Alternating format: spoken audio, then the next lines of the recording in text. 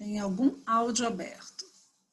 Boa noite, pessoal. Nós estamos aqui no Rio de Janeiro, é feriado hoje, mas estamos aqui trabalhando. Preparamos com muito carinho essa recepção e foi uma iniciativa que a gente teve. Aliás, deixa eu me apresentar, porque nem todo mundo que está aqui realmente conhece, às vezes é convidado por alguém. Eu sou a Gaba, meu nome é Gabriela, mas todos me conhecem por Gaba, um apelido de infância. Meu nome é Gabriela, eu sou mãe educadora e idealizadora do Sim Eduque. Estou aqui com meu caríssimo amigo Wesley Aires, que também é pai educador. Fala, Wesley, se apresenta. Olá, boa noite. Meu nome é Wesley Aires, sou pai educador, já há 5 anos fazendo homeschooling. Tenho 3 crianças, 15, 13 e 1 ano. Exato. Eu esqueci de falar, da minha filha. Tenho uma filha de 15 anos, sou casada com o Flávio e nós também fazemos há 5 anos o homeschooling, Eu vou conversar com vocês, a gente vai passando, eu recolhi todas as perguntas, de vocês, então é uma reunião específica para vocês, tá? Exclusiva para esse grupo. É lógico que a gente pretende fazer sempre, porque a demanda está muito grande, como vocês devem saber. Agora, o que mais se fala com relação à educação é homeschooling, é a pauta da vez em todos os sentidos, seja no sentido político, seja no sentido pedagógico, educacional, é o que as pessoas falam. Então, é uma pauta muito atual e há muitas distorções. A gente está aqui para clarificar mesmo, para trazer clareza, para apontar o caminho, para ter aquele papo sincero. Então, nós vamos conversar, é uma conversa, tá? E você com certeza vai reconhecer a sua pergunta aqui, nessa exposição, porque são as suas perguntas específicas desse grupo que nós montamos essa apresentação. E as perguntas que você fala, mas a minha pergunta não está aqui, não foi contemplada.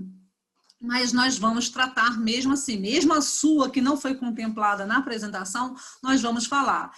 Pode ser que a sua pergunta seja algo muito extenso, que demande uma atenção maior. Por exemplo, uma das perguntas que eu recebi é sobre fazer a escolha da metodologia, se é melhor Charlotte Mason ou educação clássica. Gente, essa é uma resposta que demoraria 3 a 4 horas, Wesley?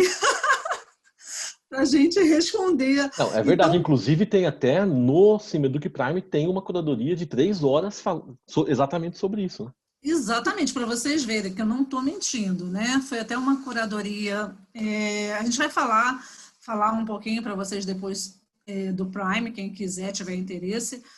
No Prime tem uma curadoria que dá 2 horas e meia, só explicando a diferença entre Charlotte Mason e educação clássica. Não é algo tão fácil de se explicar numa reunião de apresentação. Tá? Mas o que eu quero dizer é que nós vamos contemplar tudo sim, e se você achar, nossa, eu estou com uma dúvida, não foi contemplada, ou você fez a pergunta, ou a pergunta surgiu agora, pode ser que a dúvida surja agora, ok, e nós vamos abrir no final para que vocês interajam e coloquem, tá? A sua fala também. Mas é isso aí, a gente pode começar, Sejam todos bem-vindos, é uma alegria estar aqui, estamos bastante cansados, mas é uma grande alegria poder ajudar, e poder ser uma luz nesse caminho que nós já estivemos nessa posição iniciando. Eu sei que aqui não são só pessoas que querem iniciar homeschooling, eu vi que tem muitas pessoas que são acadêmicos, que estão interessados no assunto. Nós temos até parlamentares aqui, hein, gente? Olha que bacana. Parlamentares interessados no assunto, e que bom que a gente está chamando a atenção de parlamentares que estão se interessando em conhecer. Isso é tão legal, Wesley? É não só legal, mas é importante também. A gente está num momento que a liberdade educacional precisa ser reconhecida, Porque o homeschool é muito mais do que uma questão de educação, é uma questão muito mais de liberdade, né? Então, é uma coisa muito importante que os parlamentares estejam reconhecendo isso. É importante, e até porque quando eles vão se colocar na defesa, vocês estão aí acompanhando o primeiro turno, acompanharam o primeiro turno da defesa no Distrito Federal. Daqui a pouco o Vini vai entrar para falar um pouquinho sobre isso, sobre regulamentação. E a gente vê com que propriedade os parlamentares que nos representam, que é a deputada Júlia Lúcia e o deputado João Cardoso, com que propriedade eles falam do homeschooling. Isso é tão bacana, porque eles se apropriaram, eles conhecem, né, a técnica, conhecem a vivência das famílias. Nossa, eles falam com muita propriedade, eles sabem do que estão falando. E a gente vai falar sobre isso também. Vamos começar, então? Vamos lá? Vamos lá, a gente vai compartilhar a tela aqui, gente, e é um bate-papo mesmo, tá? Um pouquinho. Eu posso começar, Wesley? Pode ir, Gaba. Tá, vou falar aqui. Aqui são as nossas famílias, tá? Olha que família linda do Wesley, com a Mari, com o Benny. Qual é o nome do seu filho que eu esqueci? O Matheus. O Matheus é o mais velho. E a família Aires. Isso, mostra aí. O Matheus é o mais velho, né? Tem 13 anos. Uhum. Quer dizer, a Mariana é mais velha, tem 15, mas o Matheus Pois mais velho que o Benny. Eu quis dizer que ele é mais velho que o Benício. Então, tá bom. Dos meninos, ele é o mais velho. Então, essa é a minha família. Aspa do Tacho, né? O Benny. Aqui tá a Aí família aqui da é o Gaba. Flávio, meu marido, a Gaba, minha filha Ana Clara, que hoje tem 15 anos. E aqui a família Reis, né? A gente querida, que é o Vinícius, com os 3 reis manos e a Bárbara, que é um amor de pessoa. O Vinícius vai entrar daqui a pouco para falar com vocês, porque ele é também diretor executivo da ANED e vai falar do processo de regulamentação que nós estamos vivendo e das cidades, né? De toda essa parte jurídica com vocês. Vamos continuar.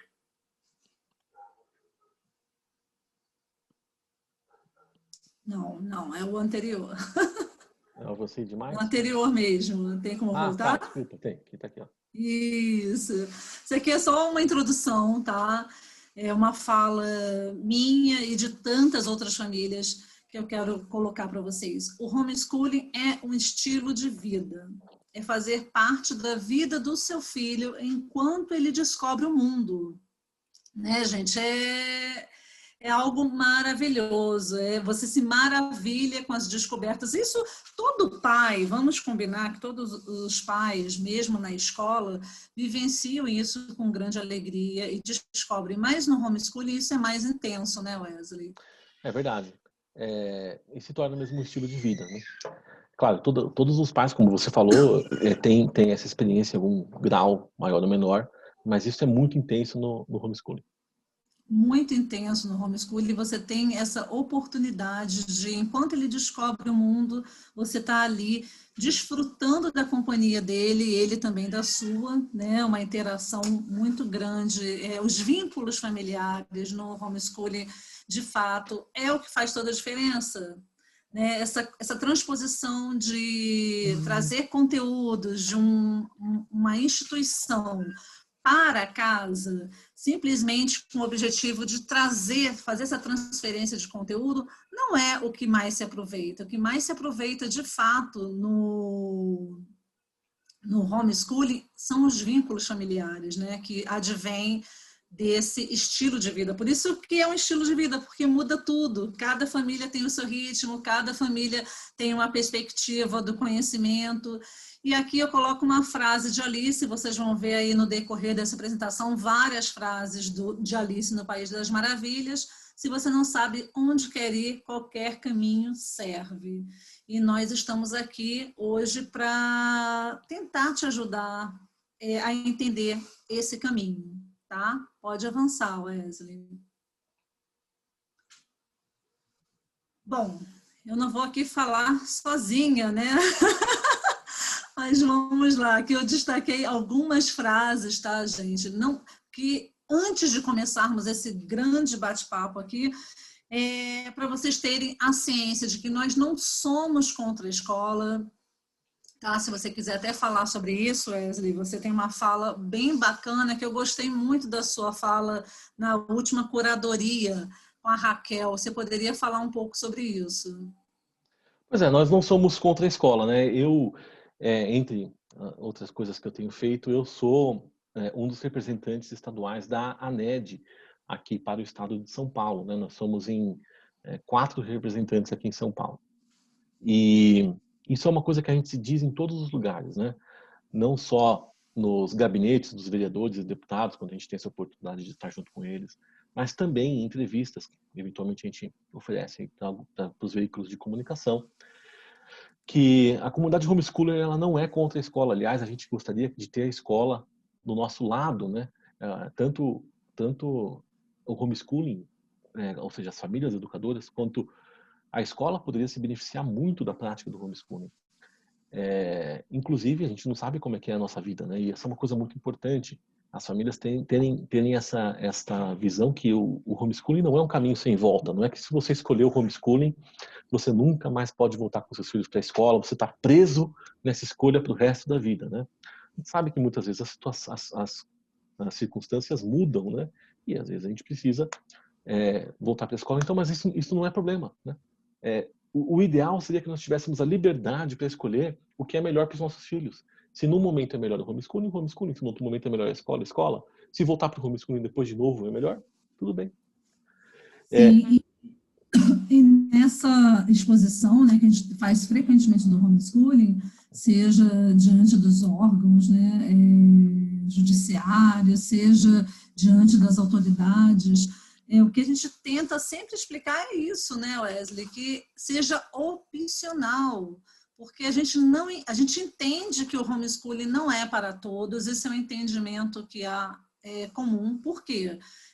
Tem que ter uma família estruturada, gente. Uma família que é totalmente desajustada, que não tem uma rotina, que é uma bagunça. Como que vai fazer homeschooling? Né? Então, tem que ter uma família estruturada para ter o homeschooling. Não é para todos. A escola é um órgão, eu coloco aqui, reconhecemos a escola como uma instituição importante na sociedade.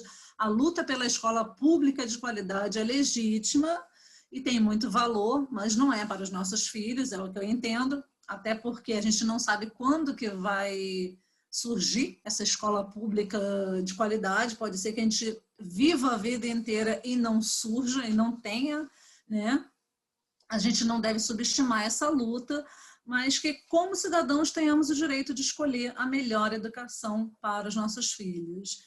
Quando eu coloco aqui sempre melhor em comunidade, é porque eu acredito, de fato, que o homeschooling verdadeiro ocorre em comunidade.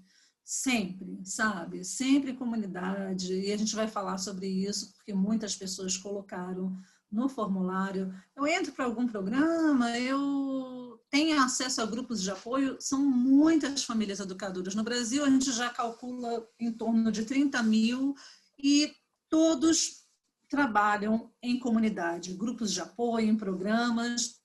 Tem a Patrícia falando aqui. Boa noite, o som está estranho, fica baixando toda hora como se estivesse com mau contato. Mas o som de quem? Meu ou da Gaba, né? De qual dos dois? Tá. Qual do som? Fala aí, Patrícia, qual o som que está estranho? Está picotando o som? Eu te ouço muito bem, Gaba. Eu não estou te ouvindo. A Patrícia está falando que é os dois. Bom, eu estou ouvindo a Gaba perfeitamente. Eu não estou com problema nenhum. Ok. A Fernanda Prates falou que está ótimo o som. A Patrícia falou que são os dois. Para mim está ok. Aqui está ok os dois. Ok. Então, Patrícia, parece que o som está ok para todos. Dá uma olhadinha na sua entrada aí de som, né? De repente é no seu som, tá bom? Ok, gente. Então vamos continuar aqui. Vocês podem sinalizar qualquer coisa para a gente no site, no chat, tá? É muito site, é muito Instagram, muita coisa, né? A gente fica doidinha. Mas vamos lá, vamos continuar aqui. Não somos contra a escola, a sala de aula pode ser o mundo, não existe só uma forma de homeschooling, mas eu acredito que sempre é melhor em comunidade, porque eu acredito sim que a criança tenha benefícios na troca, como educadora, né? A criança tem muitos benefícios na troca. Agora, se você tem muitos filhos, gente, eu sou mãe de filho único, né?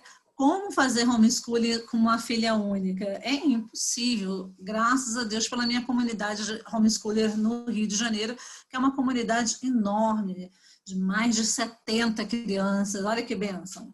Então é maravilhoso a gente se reunir semanalmente, estarmos juntos. Então vamos lá. Nenhuma metodologia...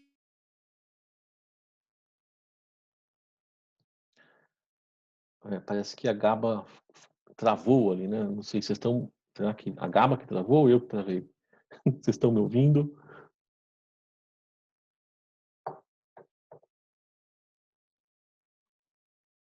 Qual você vai adquirir o aprendizado. O método é importante, sim, mas é importante que você saiba que o aprendizado, o processo de aprendizado é soberano. A gente precisa passar por alguns apertos, né, Wesley? Olha aí, um pouco da sua experiência. Para mim falhou um pouquinho do que você falou, mas estava falando da metodologia. Não, eu estou falando, né? que nenhuma metodologia é mais importante que o amor dos Sim. pais. Mas eu não descarto e não desprezo o método, porque o metodologia é o caminho pelo qual nós vamos aprender, que vai nos conduzir no aprendizado. O método é importante, mas não é algo que você deva falar assim, meu Deus, porque tem pessoas que estão sendo tolhidas de iniciar o homeschooling porque não tem uma metodologia ainda definida, entendeu? Pois você sabe que isso que você está falando é importante, né? Ninguém ama mais um filho do que um pai, né? O pai, a mãe. Ninguém ama mais o filho que os seus pais. E os pais querem o melhor para as crianças. A metodologia, ela é importante, mas se não há essa ligação, ela não acontece de uma forma adequada, talvez não seja a palavra, mas da melhor maneira que poderia acontecer, né? Tanto que as metodologias, a pedagogia, diz que o professor precisa criar esse vínculo, esse relacionamento com o aluno, né? E é uma coisa que já vem naturalmente com os pais, né? O pai, uma mãe, especialmente, né? As mães têm já esse vínculo de amor com os seus filhos. E isso daí funciona muito bem, é muito importante realmente. Isso não elimina a importância da metodologia, ela também é importante, a gente tem que ter um caminho. Mas eu, por exemplo, depois de 1 ano e meio de homeschooling, que eu me encaixei na metodologia clássica. Eu adoto a metodologia clássica, mas depois de 1 ano e meio, sabe, batendo a cabeça aqui, pesquisando ali e tal, eu me enquadrei na metodologia clássica. Mas uma coisa que é interessante, né, Gaba, é que a gente pode... O homeschooling, ele permite uma personalização, uma individualização, que é uma coisa muito interessante. E não existe nada de errado, por exemplo, uma família que tenha 2 ou 3 ou 4, 5 filhos, usar até mesmo metodologias diferentes com cada um deles, né? O importante é o que funciona. Se uma metodologia, se um jeito de fazer as coisas funciona melhor com um filho do que com o outro, por que fazer igual com o outro, né? Então, se você como pai, como mãe, você vai ter essa liberdade, porque você ama os seus filhos, você vai olhar para eles e você vai conseguir personalizar a educação de cada um deles. Exato. E também nada, não é uma camisa de força, tá, gente? Eu estou na metodologia clássica. E agora? Nossa, estou apaixonada por Montessori, apaixonada por Charlotte Mason. Gente, você pode mesclar tudo, extrair o que é bom. Eu gostei em Charlotte Mason, gostei da observação da natureza e de como ela trata as artes, a apreciação artística. Ok, então traga isso para a sua prática, né? Você não está... Essa é a beleza do homeschooling, é você ter liberdade. E a metodologia, ela não pode ser uma camisa de força. Deixa a camisa de força para as instituições que se dizem, eu sou totalmente clássica, e se você não seguir com a rigidez, a metodologia clássica, você vai ser jogado na fogueira. Não é assim, entendeu? Você tem a liberdade de escolha, né, do método. Acho que a gente pode trocar esse slide. E aí surgem as perguntas. Vamos começar a responder aqui, né, Wesley?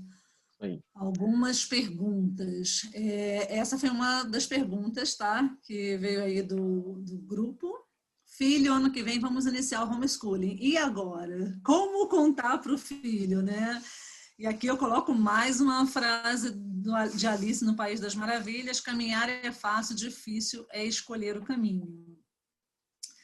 Essa é a forma, mas eu quero dizer mais uma frase, que é caminhando que se faz o caminho, tá? Porque a gente fica esperando, perde-se muito tempo esperando ter algo pronto, ou esperando você estar pronto. Isso é mais grave ainda, gente, nós não estamos prontos nunca, né? A gente não confia, a gente acha que, nossa, eu não vou ser capaz. A Gabi é capaz, o Wesley é capaz porque eles estudaram, mas eu não sou capaz. Isso é uma coisa muito louca que a gente adquiriu, assumiu isso, né? E é um discurso também, de certa forma, da escola, porque a escola, como eu publiquei hoje lá no Instagram do Cimeduc, né? Se a gente fôssemos obrigados a entrar na escola, foi até uma publicação que eu repostei, se a gente fosse obrigado a entrar na escola com 4 meses, nós duvidaríamos se realmente poderíamos engatinhar, aprender a andar, aprender a falar sem a escola. É uma coisa condicionada, né? Você entra na escola com 4 meses e você vê que o seu filho evolui. Nossa, ele está andando, ele está engatinhando, graças à escola. A gente começa a associar. E assim é a vida. Você que está aqui hoje, tá ouvindo a gente, você passa por essas mesmas coisas. Você acha que fulano foi bem sucedido, entrou na universidade, conseguiu isso, isso e aquilo, graças à escola. Ele teve uma boa escola. Será que foi graças à escola? A gente delega toda a nossa formação, todo o nosso intelecto a uma boa escola.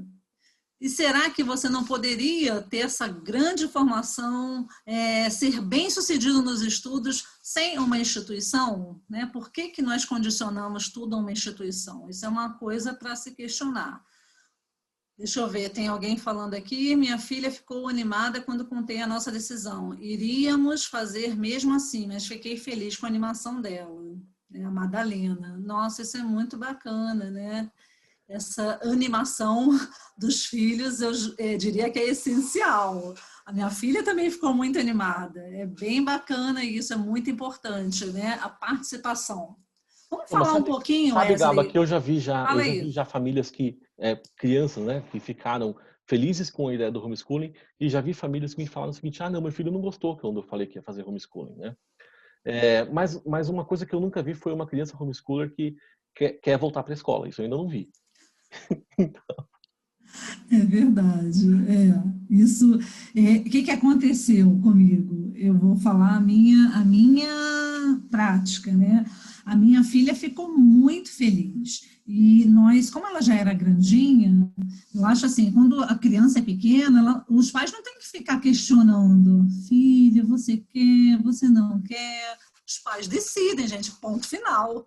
Aliás, os pais decidem sempre, tá? Porque nós somos pais, nós temos autoridade. Eu tenho histórias belíssimas de pais que estão decidindo tirar os filhos da escola com 17 anos, no último ano, e os filhos foram contra, falaram, não quero, e chegaram na metade do ano falando, olha, foi a melhor coisa que vocês fizeram para a minha vida.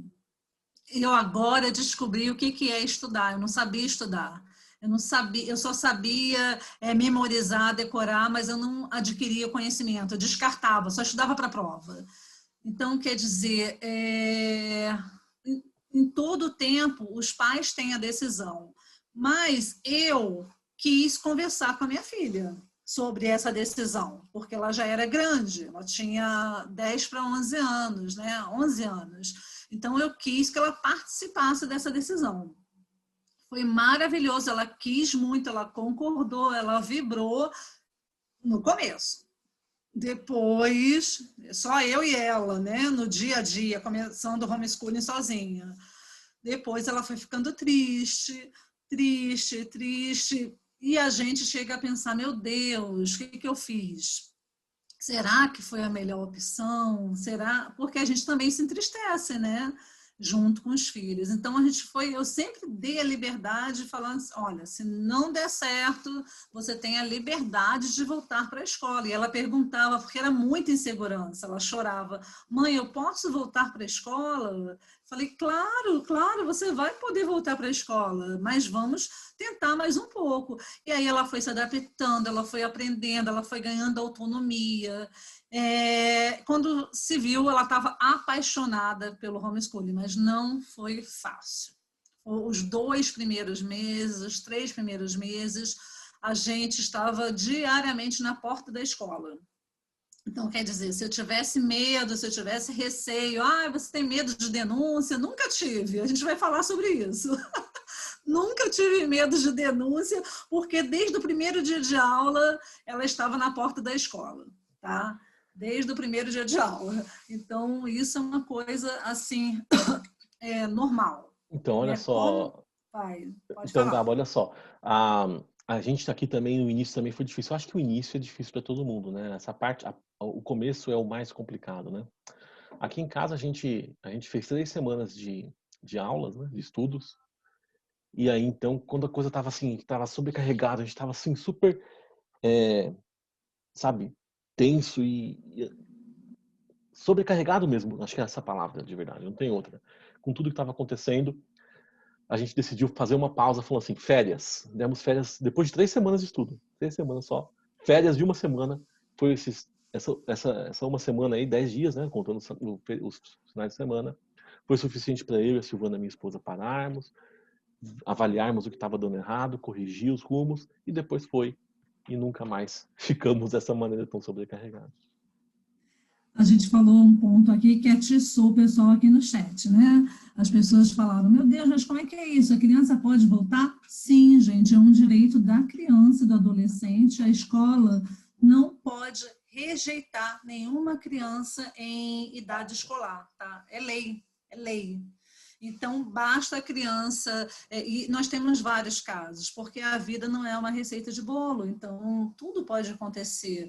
A mãe pode falecer, o pai falecer, a mãe ter que trabalhar em tempo integral, não ter condições de prosseguir no homeschooling, ou tem um divórcio no meio do caminho e que a mãe tenha que trabalhar também e não conseguir dar conta do homeschooling. E, lógico, preciso retornar à escola. E é por lei, todos os homeschoolers que eu conheço, que não são poucos, que passaram por isso, tiveram que retornar por um período, mãe que ficou adoentada e teve que se ausentar do homeschooling, mas depois retornou com o filho para o homeschooling, a criança vai até a escola, a mãe fala, olha, eu ensinava em casa, então nesse período não tem histórico escolar, a criança faz a prova e, geralmente, eu nunca vi homeschooler nessa readmissão à escola ficar abaixo da série. Sempre volta para a série onde ele deveria estar mesmo, tá? Para você ver os efeitos, o resultado da educação domiciliar, né, Wesley? Sim, voltar para a escola é sempre mais fácil do que sair da escola, atualmente, né? Porque não existe uma regulamentação específica para o homeschooling ainda. Então, essa é uma questão complicada, né? A gente vai falar, daqui a pouco o Vini vai estar aqui com a gente, né? O Carlos Vinícius Reis, que é diretor institucional da ANED, e ele vai falar bastante sobre isso com propriedade, porque ele é advogado, ele é diretor da ANED. A gente também pode falar um pouquinho, mas ele vai falar melhor, né? Ele acabou de chegar, ele acabou de entrar, a gente já apresentou, Vini, a sua família belíssima lá no começo, uma foto linda da sua família, tá? Já foi super bem apresentado aqui, e a gente está falando agora desses trâmites aí das pessoas que tiram, né, filho? Mas que bom que você está aí, que você vai poder também ajudar a contribuir. Então, gente, essa transição para o homeschool, eu acho que tem que ser da forma mais natural. O que eu vi na minha prática, tá? Eu tive pessoas que tiraram o filho da escola, que optaram pelo homeschooling no mesmo período. Inclusive, empolgado com a minha decisão da sala da minha filha. Eu também vou iniciar o homeschooling, uma mãe da mesma escola. E o que aconteceu? Ela, esposa do promotor de justiça, então ficou com muito medo, ela enclausurou o filho, falando, não, eu não posso aparecer na cidade, não quero que ninguém saiba que meu filho faz homeschooling. Passou esse medo para a criança, né? Você não tem que colocar esse peso, esse medo absurdo, como eu disse para vocês, desde o primeiro dia de aula da minha filha no homeschooling, a gente teve contato com a escola, fomos, nos dirigimos na porta da escola, ela não parou o vínculo com os amigos, mas essa mãe que fez esse caminho, né, oposto, ela... Foi muito difícil a transição, porque quando você não tem esse encorajamento, você não está dotado disso, dessa certeza, dessa convicção, e fica escondendo o filho aqui, poxa, o que você está passando para o seu filho? Né? Você está passando, olha, o homeschooling não é legal, a gente precisa se esconder. Nós somos bandidos. Não é verdade. Né? Oi? Como se fôssemos bandidos criminosos, né? Exatamente, que não é real. Exatamente. E não só para o filho, mas também para as pessoas em volta, né? A gente tem observado que as pessoas que se escondem normalmente são aquelas que têm mais problemas. Não que aqueles que não se escondem não possam ter problemas. Sempre existe o risco, porque como eu falei, e o Vini vai falar daqui a pouco sobre isso, não existe nenhuma regulamentação específica.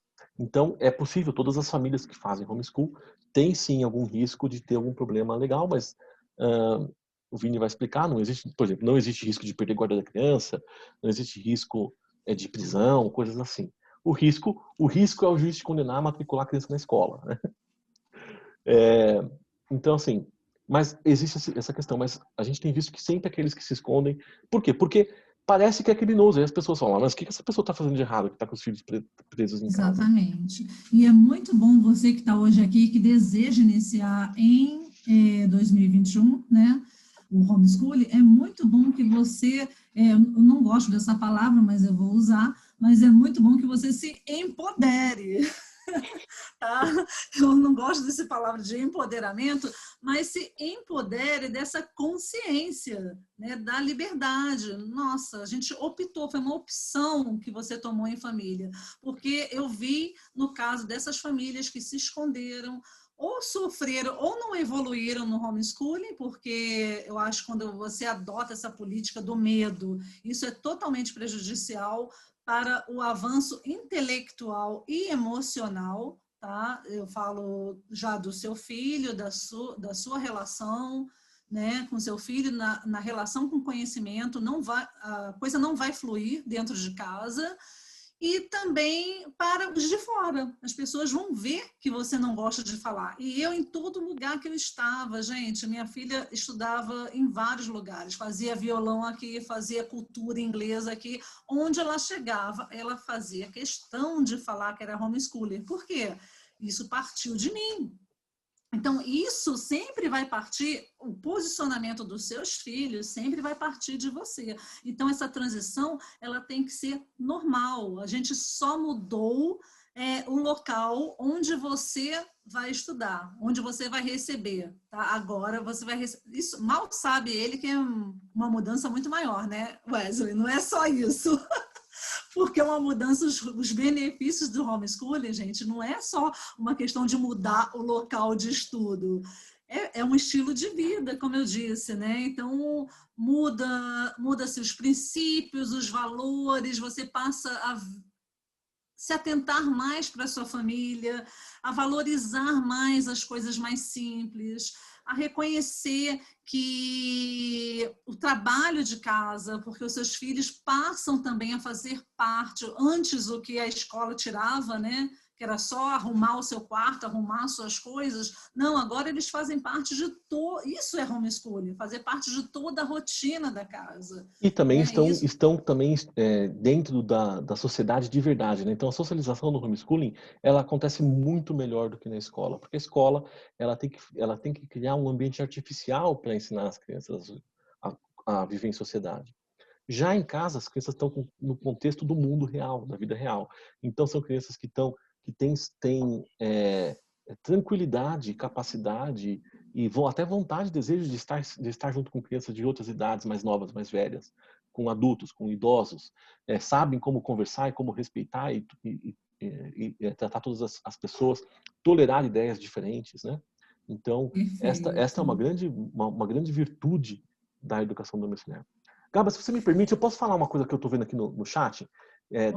Duas coisas que eu estou vendo aqui no chat que eu queria comentar rapidamente.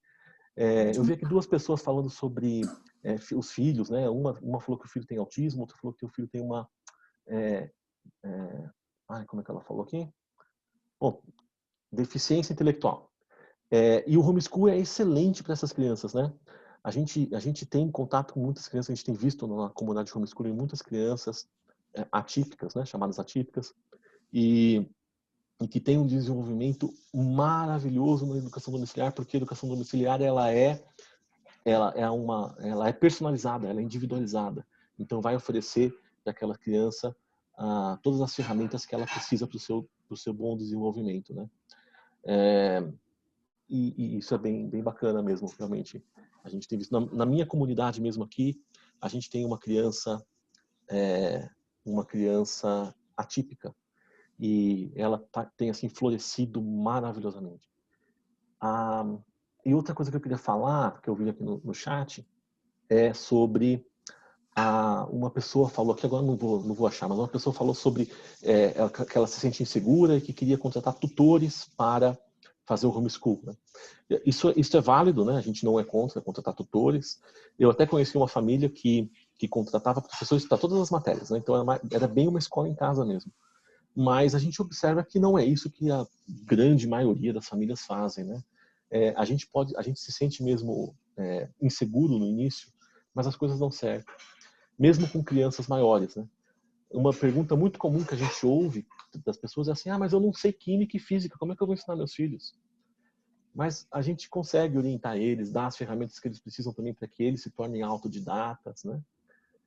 E as coisas, elas funcionam. Alguns dias são melhores do que outros, mas gente, ainda tem isso, né? Você não pode se cobrar, porque as pessoas pintam o homeschooling como se fosse, é o paraíso, todo dia é maravilhoso, todo dia aquela alegria, a família Doriana.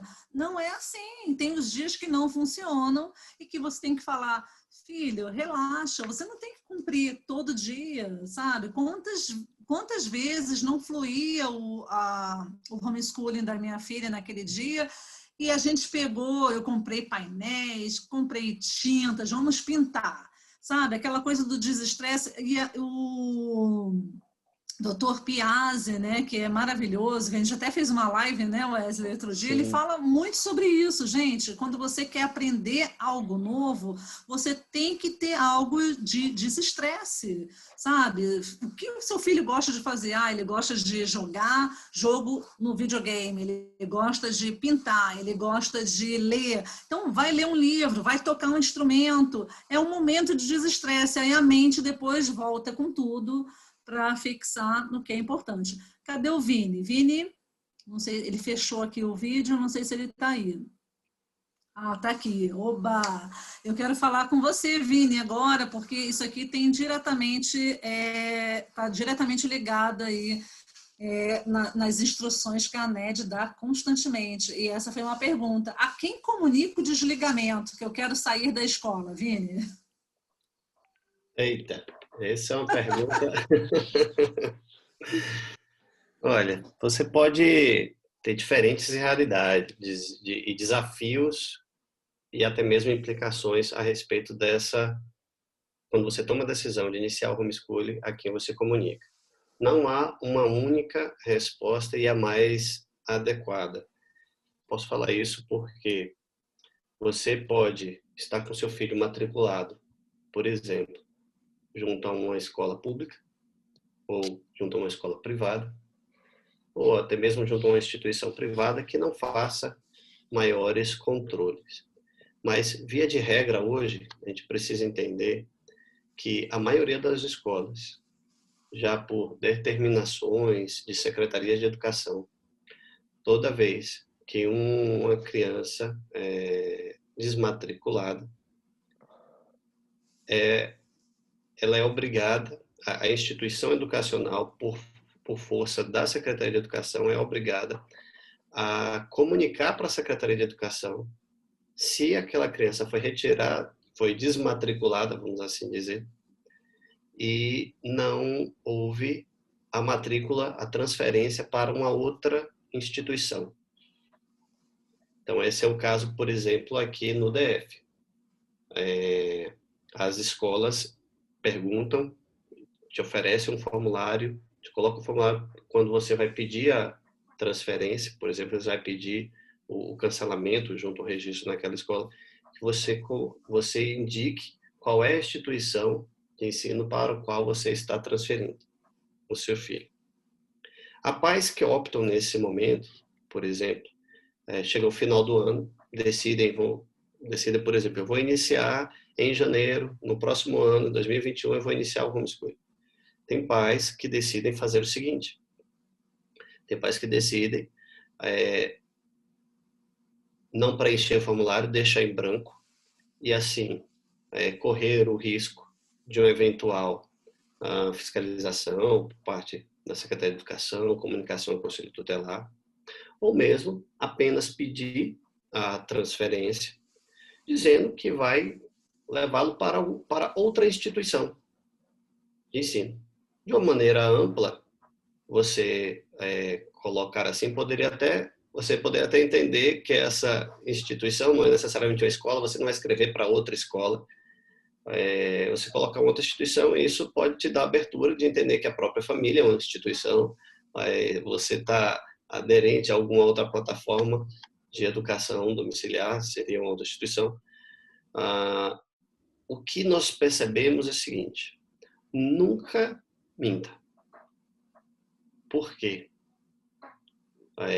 Falo isso como um princípio de vida, de fé, de família, mas também todas as vezes que alguma família, a maioria, pelo menos eu posso dizer assim, já vimos situações de famílias tentar enganar o sistema ou esse controle e isso se voltar contra a própria família. Porque ela acaba dando uma declaração que não é verdadeira e isso se torna totalmente prejudicial. Mas então, Carlos Vinícius, como é que a gente faz diante desse desafio? Não é? Aí entra exatamente a necessidade da família tomar todos esses cuidados. Algo que acontece muitas vezes é que quando vai a mãe conversar no colégio, pedir, por exemplo, a transferência, apenas formalizar o pedido de matrícula, o de transferência, é comum, às vezes,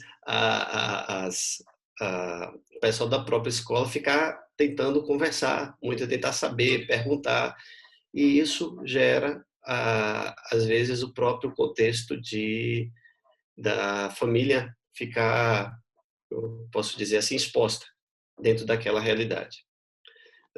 Quando nós fomos tirar, eu mesmo fui junto ao colégio, e de maneira bem objetiva, fui lá preencher o formulário, vou fazer a transferência, eu pedi o histórico escolar e requisitei a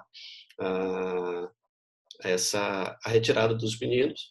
Não falei que estava indo para fazer educação domiciliar, mas se fosse perguntado, em última instância, se eu tivesse que declarar, eu declararia.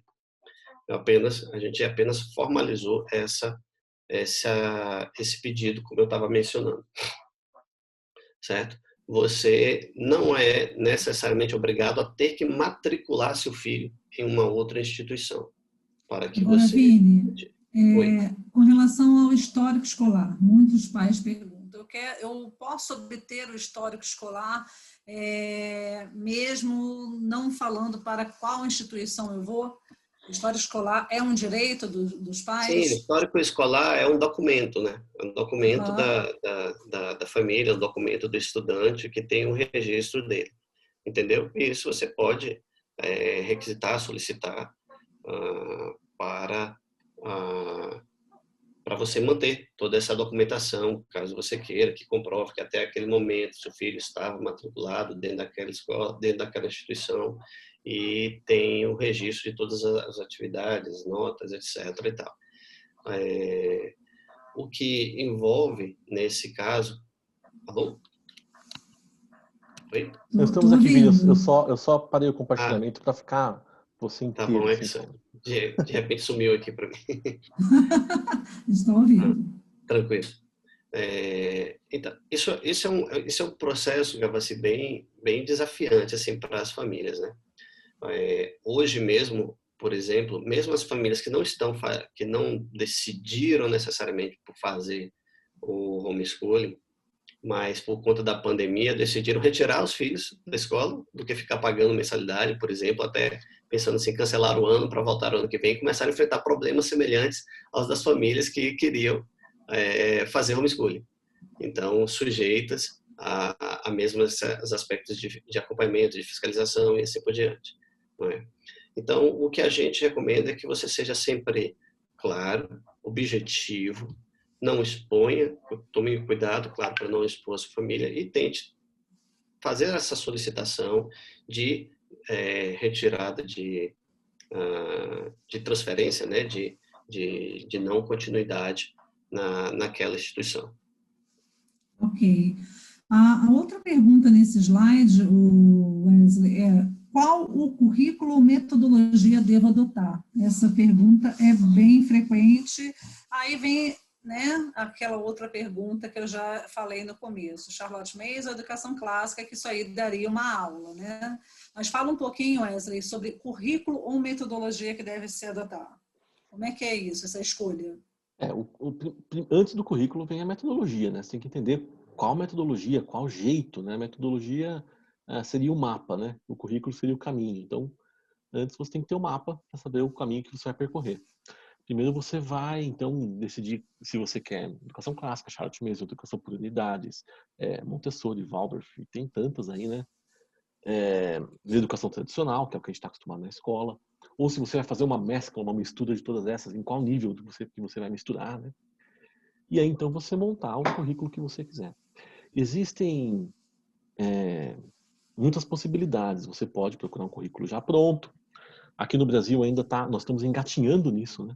Estamos começando agora, não tem muita coisa disponível. Nós colocamos aqui, gente, eu quero falar para vocês que esses slides aqui vocês vão receber em PDF, e esse PDF que vocês vão receber por e-mail, ele é todo clicável. Então, nós colocamos alguns currículos aqui mais adiante para mostrar para vocês, tá? Para quem tiver interesse, porque nós tivemos até perguntas sobre currículo bilíngue, por exemplo, se existe, né? Vamos continuar. E com relação a Charlotte Mason, educação clássica, eu já falei com vocês, né? Isso aí é uma aula para se falar, tá? A gente tem até uma aula dessa no Prime, explicando sobre isso. Vamos continuar no outro slide, Wesley? Vamos. Só essa primeira, posso falar sobre essa primeira pergunta que a gente não respondeu, que eu acho que é importante essa daqui. O meu cônjuge não concorda, né? Eu acho que se o cônjuge não concorda, é bom esperar um pouquinho, né? Se o seu marido não concorda, se a sua esposa não concorda. Eu sofri isto, né? Eu tive que fazer um trabalho de convencimento com a minha esposa, mas que foi muito importante. Hoje ela é uma grande defensora da educação domiciliar. E se eu tivesse imposto alguma coisa para ela, seria complicado, né? Então, vai com calma, tenta convencer, conversa bastante, né? E as coisas dão certo.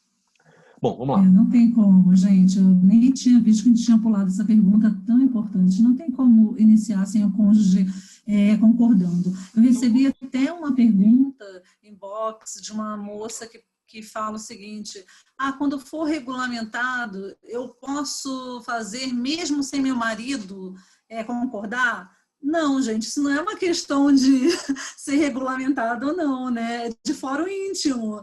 Então, você tem que realmente ter essa concordância, porque a diferença do homeschooling é a participação da família. E é importante, mesmo sendo divorciado, sendo separado do marido, que ele concorde, porque ele ainda é o pai dos seus filhos, né? Então, vamos lá, tem mais algumas dúvidas aqui. Agora a gente chegou no slide aqui, como o filho vai entrar na universidade, né? Como que vai comprovar os estudos? Essas são perguntas também muito assim, constantes, frequentes, recorrentes, né? Tenho que matricular meu filho em algum programa? Então, como é que é isso daí? Eu diria que isso daí, para mim, não é um problema, né? Eu não vejo isso, mas muita gente entende que o pedaço de papel é importante, né? Mas não é difícil você conseguir esse pedaço de papel, ou seja, essa certificação que vai dizer que seu filho concluiu os estudos e pode ir para a faculdade. Mesmo hoje, mesmo enquanto não há essa regulamentação específica, a gente certamente vai voltar a falar sobre isso nos últimos slides ali, né? A gente vai falar especificamente sobre o processo de regulamentação e o Vini vai falar novamente sobre isso. Mesmo antes disso acontecer, não é difícil. Aqui no Brasil a gente consegue essa certificação através da prova do ENSEJA, que é uma prova que os alunos podem fazer quando eles completam 18 anos, podem fazer essa prova para ter a certificação do ensino médio e então ingressar em qualquer universidade. Você não é obrigado a matricular o filho em nenhum programa, nenhum currículo pronto. Tem muita gente ouvindo falar, né? Está muito falado, por exemplo, o Classical Conversations e outros currículos que estão chegando, vindo para o Brasil. Mesmo brasileiros estão desenvolvendo currículos, né? Você não é obrigado a estar matriculado em nenhum programa desses, né? Eu faço Classical. Aliás, a Gaba e o Vini, né? Eu aqui em São Paulo. Os três, né? O Gaba lá no Rio e o Vini lá em Brasília. Nós três fazemos o Classical Conversations, mas isso não é algo obrigatório. Nós escolhemos assim por entender que este é o melhor para os nossos filhos. Mas existem muitas famílias que fazem homeschool com currículo próprio. Eu mesmo, esse é no meu 5º ano fazendo homeschool e o 2º ano fazendo o Classical Conversation. Nos 3 anos anteriores, a gente fez um currículo desenvolvido by me. Eu fiz o meu currículo, o currículo das crianças, né? E funcionava muito bem, né? É claro, dava muito trabalho, né? E por isso também eu amo se diminuiu bastante o meu trabalho. Mas dá certo, funciona, né? Ótimo. Aproveitando esse gancho que você já falou que fez o currículo by me, foi você mesmo, eu quero que você fale um pouco, Wesley, como é que foi esse seu planejamento, como é que você começou? Porque é uma dúvida frequente dos pais, tirei o meu filho da escola, e agora? Digamos, o seu filho tirei o meu filho, ele está no 4º ano, e agora? Como é que você vai se guiar a partir de então, tendo que ensiná-lo em casa? O que você faria, tirando o seu filho do 4º ano, você quer iniciar em 2021, que seria o 5º ano, como é que seria esse planejamento, Wesley? Então, eu recebo, assim, frequentemente, para não dizer diariamente é exagerado, mas pelo menos 1 ou 2 vezes por semana, gente entrando em contato comigo para perguntar como fazer homeschool, como é que eu faço, o que acontece. E o que acontece é que é o seguinte, eu sempre respondo para essas pessoas. Primeiro, tenha paciência, tenha calma, se prepare, mas não deixe este sentimento de se preparar impedir você, paralisar você, né? Mesmo porque quando você se preparar para o seu filho que está no exemplo da Gabi, indo para o 5º ano, ele já vai estar indo para o 6º, né? Então ele já mudou, já é uma criança diferente.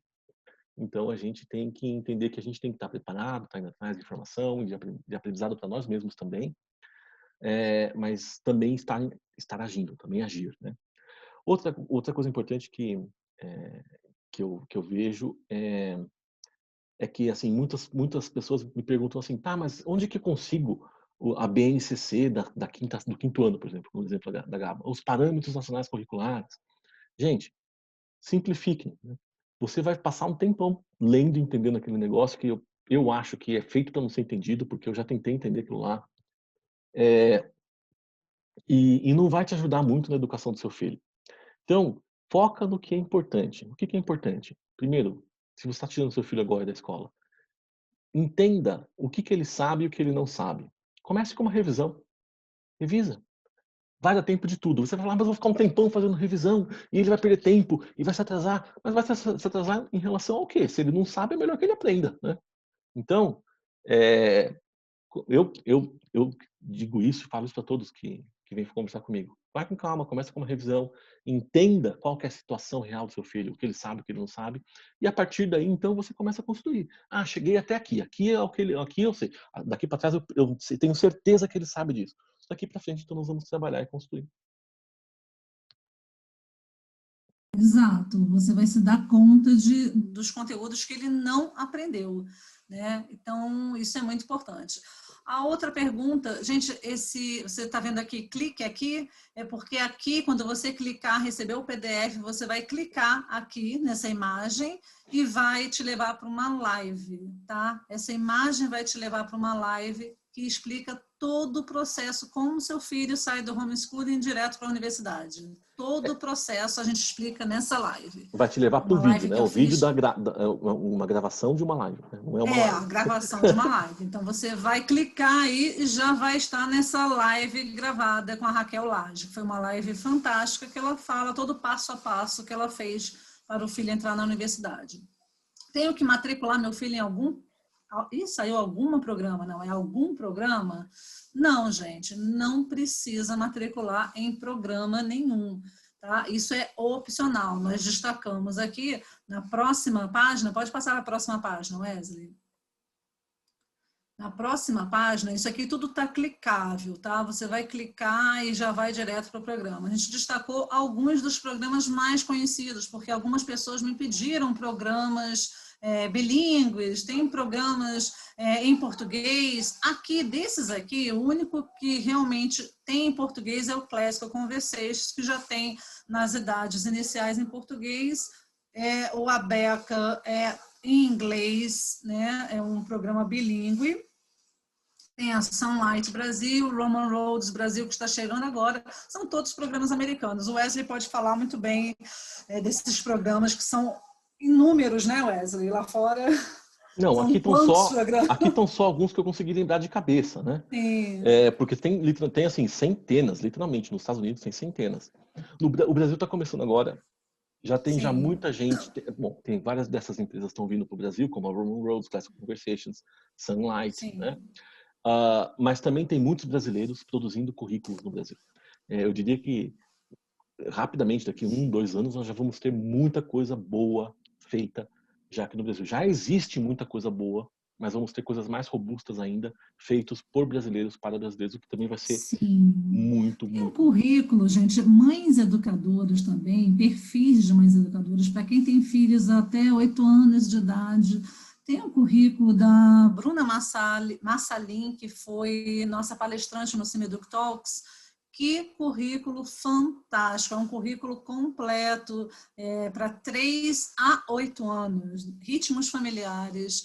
Ela faz um trabalho incrível, tá? Para 3 a 8 anos e trabalha Charlotte Mason, Montessori e também um pouco de educação clássica. Mescla bastante os métodos e faz um trabalho incrível.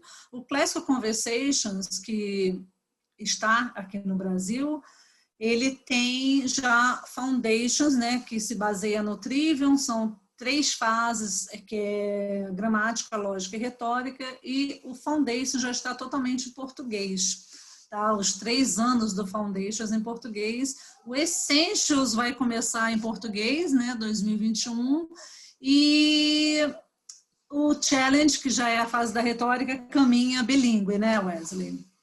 Você como diretor aí do Challenge. Sim, o Challenge ainda vai caminhar bilíngue por um tempo, porque o Challenge tem materiais de terceiros, né, de outras editoras, e aí tem toda a questão de legal, aí, jurídica, para conseguir também financeira, né, para conseguir acordos de tradução e tal. Então, o Challenge, por enquanto, vai caminhar ainda por um tempinho bilíngue. O que eu mais amo na metodologia do Classical Conversation, se você... Também não é a última porta, tá, gente?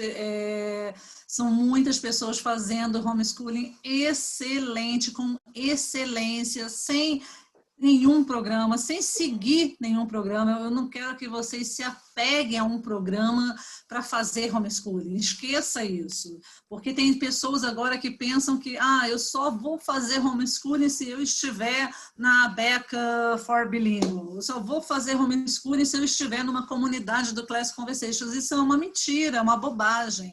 Não acredite nisso, porque eu conheço famílias, tá, conheço inclusive famílias que os filhos nunca foram à escola, que já estão finalizando seu homeschooling agora aos 17 anos e fizeram um trabalho belíssimo, sem fazer parte de programa nenhum.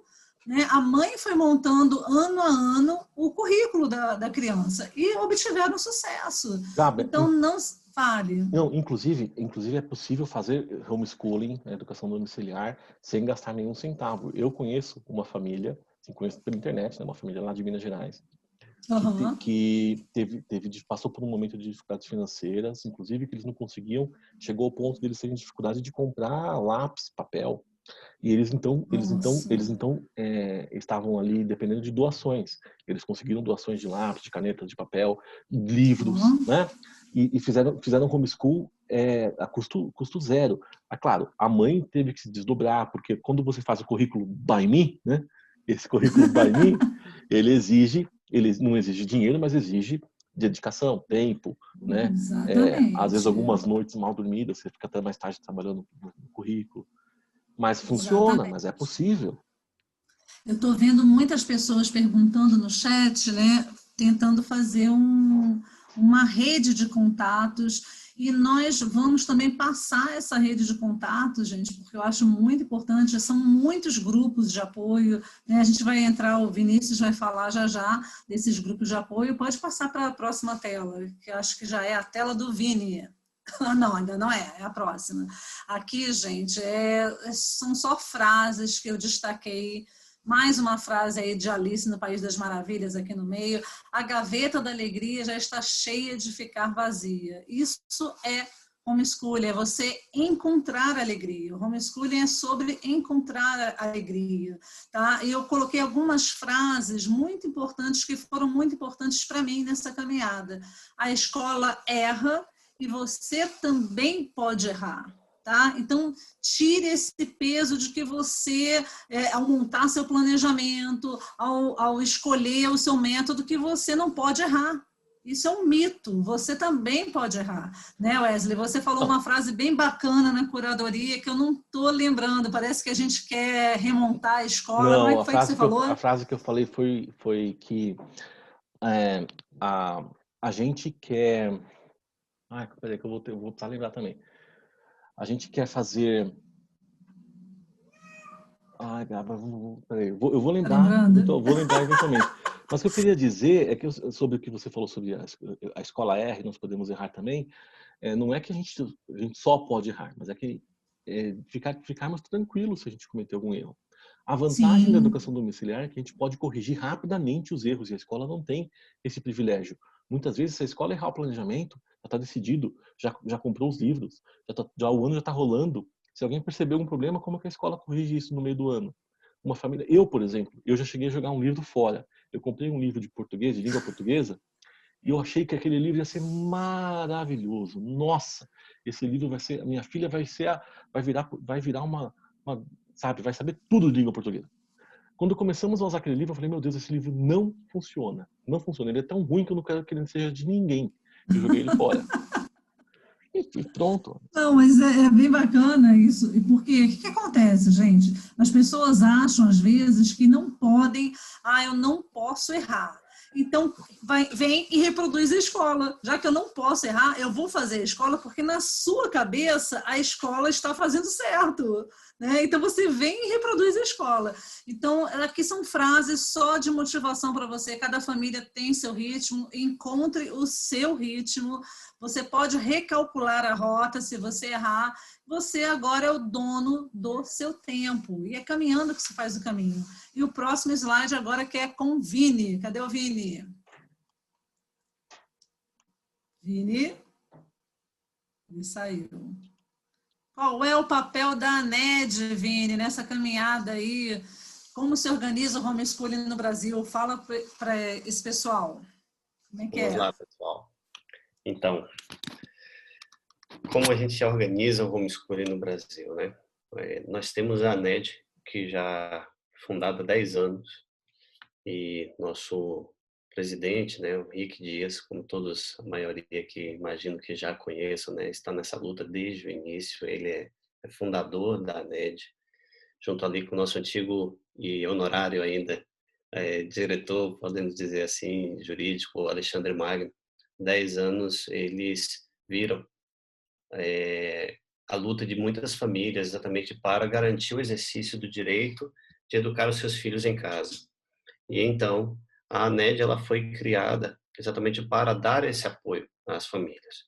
Naquela época, 10 anos atrás, não existia tantas opções, vamos dizer assim, até de plataformas como a Gaba está colocando aqui, e o Wesley com tanta propriedade, né? Não existia no Brasil Classical Conversation, não existia no Brasil tantas essas possibilidades de abordagem de educação domiciliar. Muitos pais iniciavam, já faziam educação domiciliar, buscando diferentes métodos com livros, tentando replicar, como ela até falou aí, né, o próprio currículo escolar fazendo em casa, mas os pais estavam assumindo o protagonismo na educação dos seus filhos.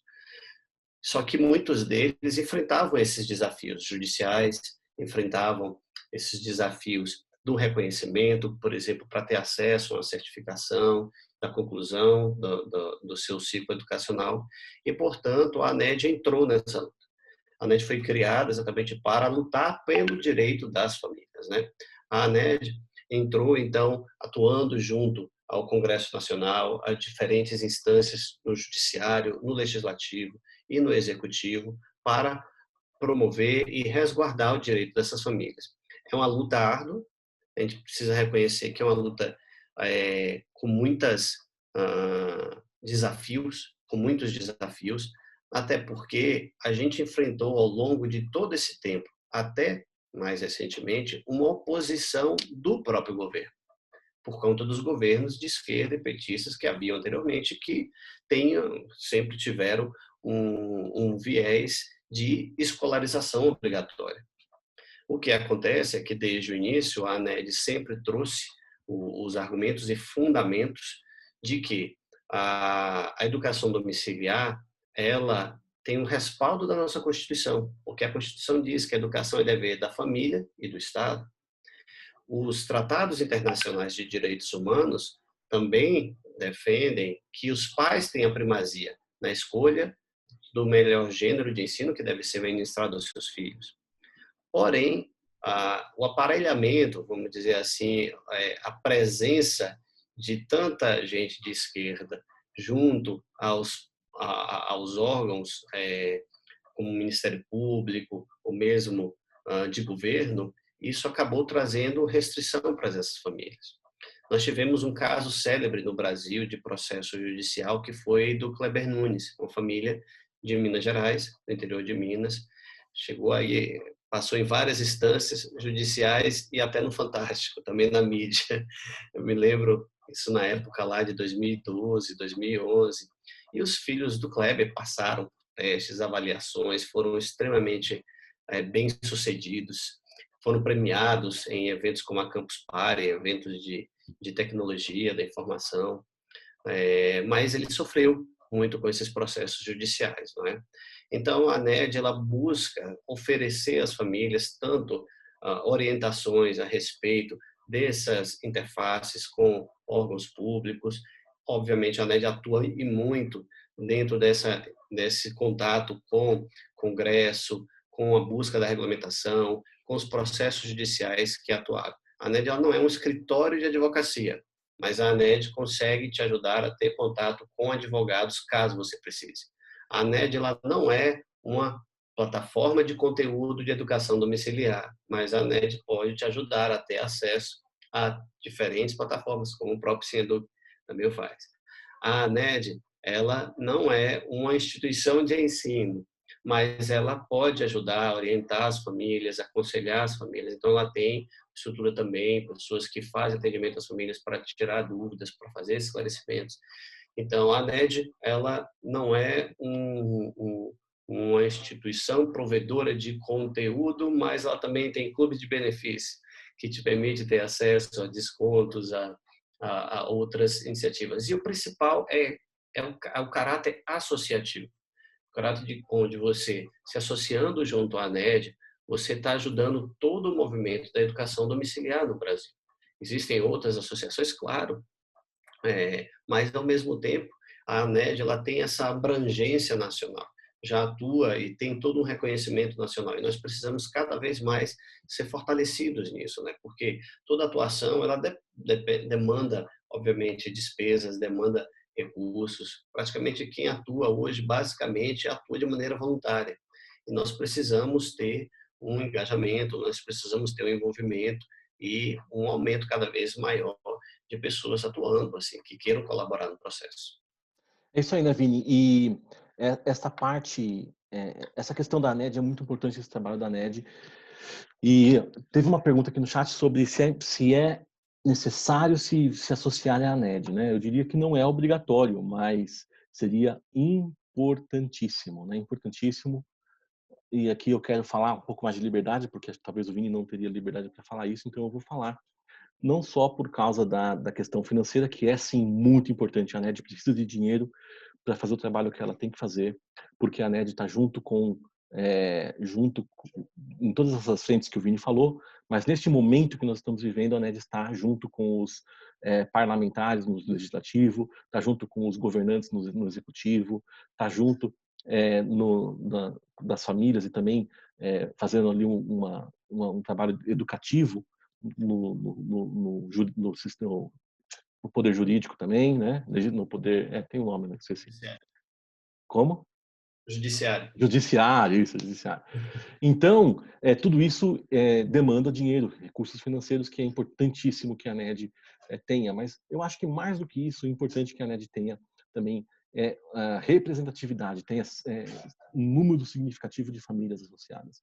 Faz, sim, muita diferença quando um diretor da NED, quando o Rick Dias, o presidente da NED, entra no gabinete de um deputado, de um senador, falar assim, eu represento 3.000, 5.000, 10.000 famílias. Isso seria maravilhoso, poder chegar e falar assim, nós somos de uma associação que tem 10.000 famílias associadas. Olha só que coisa linda. A NED hoje está muito longe disso. A gente tem visto aí os números seria ali um chute, né, Vini? São todos chutes, né? Eu chuto 30.000 famílias, né? Meu chute. E é vergonhoso que a NED tem o número de associados que tem. E enfraquece muito o trabalho da NED, certo, Vini? A gente tem essa necessidade, a gente nem fica fazendo, vamos dizer assim, necessariamente apelo para associar, porque a gente defende, porque a gente entende a necessidade de defender. Eu estou na NED, trabalho de maneira voluntária, tenho outras obrigações profissionais, mas pelo amor às famílias, pelo amor aos nossos filhos, pelo amor às gerações e pela liberdade necessária que nós lutamos nesse sentido, né? Aqueles que querem se associar à NED, o custo é baixíssimo. Acessem o site da NED, aned.org.br, conheçam lá tudo que tem disponível ali para vocês se associarem, né? Tem uma pergunta aqui, não sei se eu respondo, Gabo, ou não, estou vendo aqui no chat, como ficam as comprovações dos estudos de homeschooling, né, caso os pais sofram alguma sanção de conselho tutelar. Volta dentro daquela, talvez até na sequência daquela pergunta, né? Quando você sai, você retira e você começa a fazer educação domiciliar, mantenha sempre tudo bem registrado daquilo que você faz. São registros com fotos, registros com livro, e de maneira organizada. Esse registro não é post no Instagram, Twitter, Facebook. São registros documentais realmente das atividades, seja em cadernos, em pastas classificadas. Você foi fazer uma visita, por exemplo, a um museu e fez o registro daquele passeio com os seus filhos e tudo. Mantenha isso tudo bem registrado. Por quê? Em caso de haver algum tipo de denúncia, algum tipo de acompanhamento pelo Conselho Tutelar, por exemplo, o que acontece muitas vezes é que o Conselho Tutelar chega, converse com os conselheiros tutelares de maneira tranquila, preferencialmente busque um advogado para estar junto com vocês. Caso vocês sejam intimados, alguém seja notificado a prestar algum esclarecimento, a fazer a receber a visita de algum Isso é só em caso de denúncia, né, Vini? É bem importante ressaltar isso. Ninguém saia indo visitar o Conselho Tutelar, ninguém vai lá se autodenunciar, por favor. Teve uma família, ó, vou fazer uma observação aqui. Teve uma família que procurou o Ministério Público para pedir ao Ministério Público autorização para fazer homeschooling. A família acabou se denunciando. Por quê? O Ministério Público entendeu que a família tinha retirado dessas escolas, estava numa situação irregular. Apesar de que a gente entende que isso não é ilegal, mas não é o Ministério Público. O próprio caso que chegou ao Supremo foi de uma família tentando entrar na justiça para conseguir o direito de educar os filhos em casa. Esse reconhecimento a gente vai só conseguir pela via legislativa.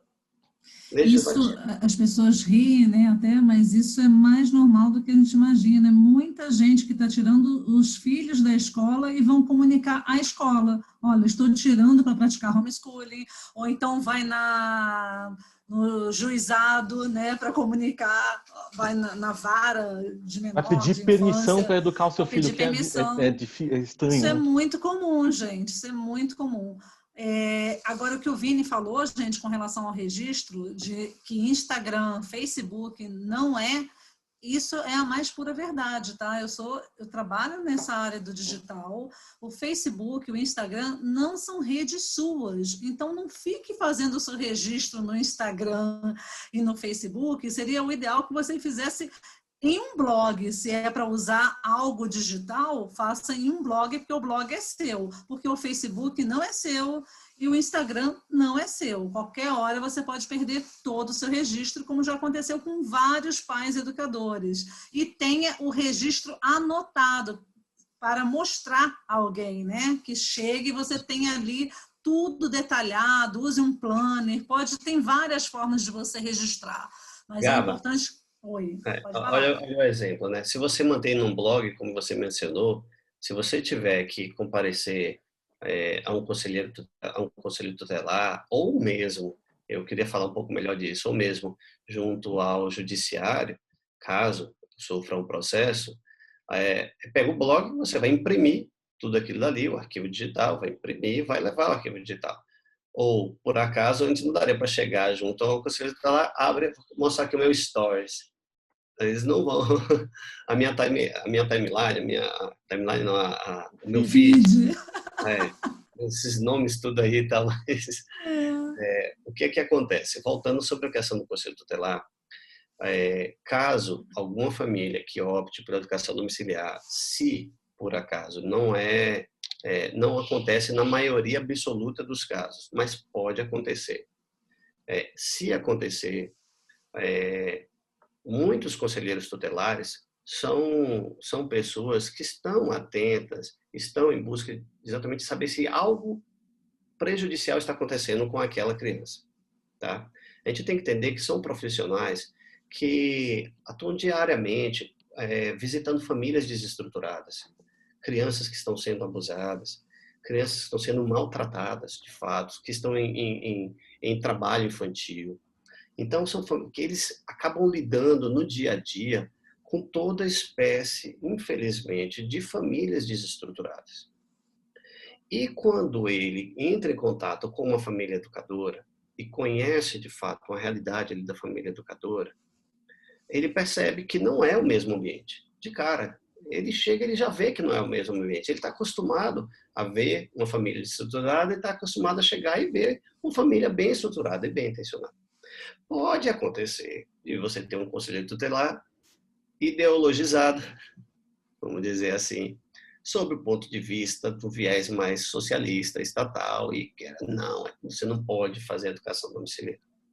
Então, toda vez que, se por acaso acontecer de você receber uma visita de um conselheiro tutelar, receber uma comunicação de intimação, fique tranquilo, porque isso não é uma notificação judicial, você não está sendo processado. O conselho tutelar é uma instância administrativa.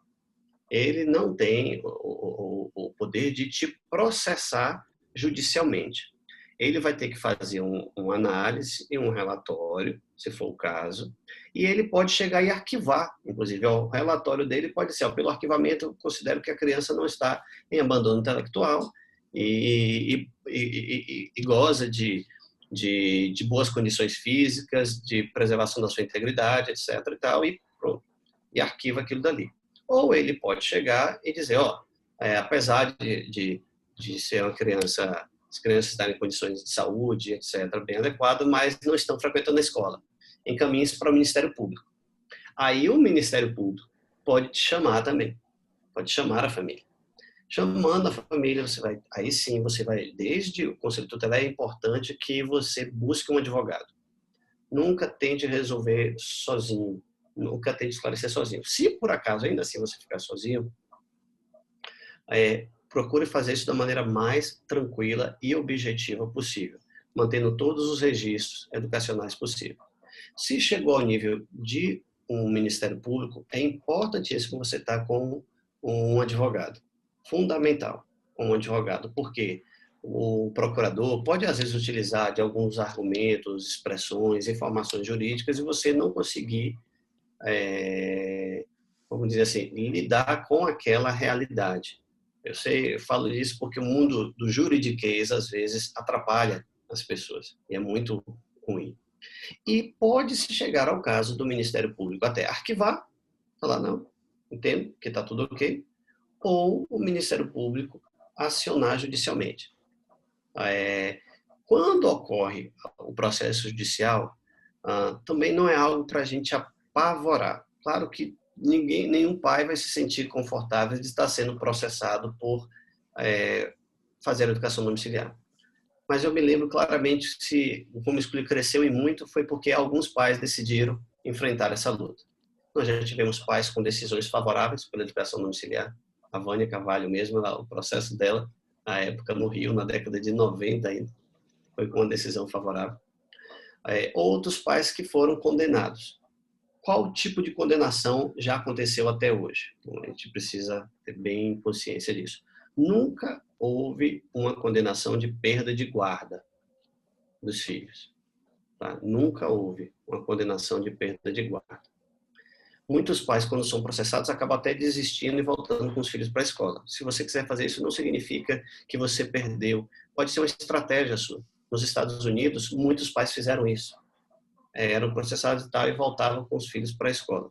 Mas também não tente enganar o Poder Judiciário. Teve um pai no Brasil que foi condenado a matricular o filho na escola. O pai matriculou, ou foi condicionado a matriculou, pouco tempo depois tirou o filho da escola de novo. Não faça isso. Aí o Poder Judiciário entende como se você estivesse tentando enganar aquela decisão judicial. Então, haja de maneira séria, honesta. Se você quiser lutar judicialmente e com o advogado, você tem todo o direito a isso. E você pode ir até o final. Até o final. Tá bom? Ou se você não quiser enfrentar as vias judiciais, isso assusta as pessoas, não se sinta constrangido em querer voltar com seu filho para a escola e não querer enfrentar por isso, também pode acontecer. Nós entendemos a liberdade de escolha dos pais. E o homeschooling não é para você ficar preso a ele, você tem exatamente a prerrogativa de escolher. Deixa eu falar aqui algumas coisinhas. Primeiro, responder uma pergunta que veio no chat. Sim, sobre o Classical Conversations. A pergunta é se você mudar para os Estados Unidos ou para outro lugar que tenha o Classical Conversations, se você pode matricular seu filho. Pode.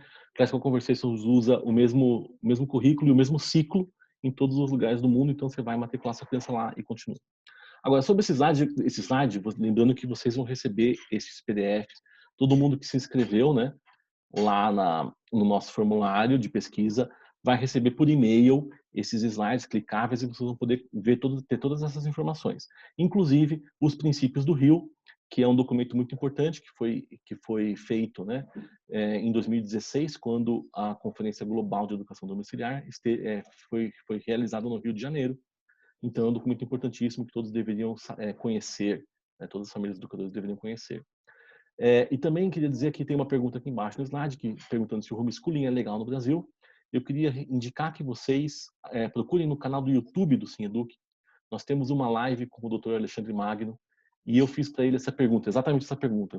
Foi a primeira pergunta, eu falei, Dr. Alexandre, o homeschooling é legal no Brasil? E ele começa respondendo essa pergunta.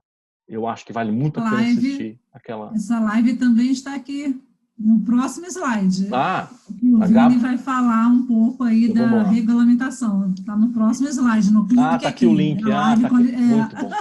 A Gaba, ela é demais. Ela fez esses slides, olha só que lindo, né? Então, vamos dar parabéns para a Gaba por esses lindos slides. Obrigada, gente. Obrigada.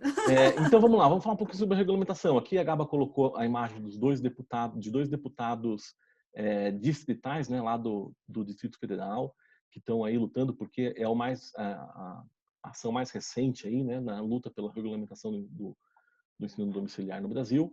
Mas temos também, né, em nível municipal, a lei aprovada em Cascavel, em Vitória também, mas que teve processo jurídico agora, né, Salvador, que foi vetado pelo prefeito. Temos um projeto de lei muito bem encaminhado na cidade de São Paulo, outros ainda alguns passos atrás em outras cidades.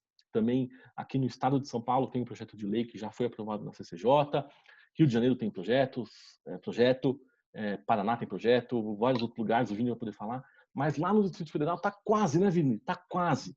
Lá quer dizer, aí no Distrito Federal, né? Exato. O que nós temos no cenário nacional, né? A gente falou dessa luta histórica que temos pelo reconhecimento do direito das famílias. Antes mesmo da NET ser fundada, já havia projetos de lei apresentados no Congresso Nacional. Nós temos hoje já mais de 26 anos de projetos de lei sendo tramitados, ou seja, sendo analisados no âmbito do Congresso Nacional pelo reconhecimento do direito das famílias. Tá? Isso desde o início, por quê, gente? Porque a Constituição, ela fala da educação como dever da família e também do Estado. Então, desde 1994, ou seja, 5 anos, 5 anos, tô errando as contas aqui, 94, 6 anos após a Constituição de 88, nós já tivemos ali um projeto de lei provendo solicitando a regulamentação da educação domiciliar. Por quê? Porque desde sempre já existiam famílias que praticavam educação domiciliar no Brasil. O que acontece é que depois da Constituição de 1988, que reorganizou todo o nosso Estado, começou a surgir várias instituições e as famílias que praticavam educação domiciliar ali começaram a se sentir um pouco mais restringidas. Então, isso precisava ser regulamentado, tal como a regulamentação para a educação escolar. A LDB, que rege a educação escolar, é de 1996. Então, por exemplo, ali poderia ter já surgido uma LD Homeschooling e a LDB. Mas acabou que não foi adiante a regulamentação da educação domiciliar no Congresso Nacional. E isso vem perdurando desde então. E cada vez mais que foi passando o tempo, como eu havia mencionado, o Estado, infelizmente, foi assumindo cada vez mais esse caráter de querer obrigar a educação escolar. Bem, mais recentemente, em 2012, foi apresentado um projeto de lei que está tramitando até hoje no Congresso Nacional.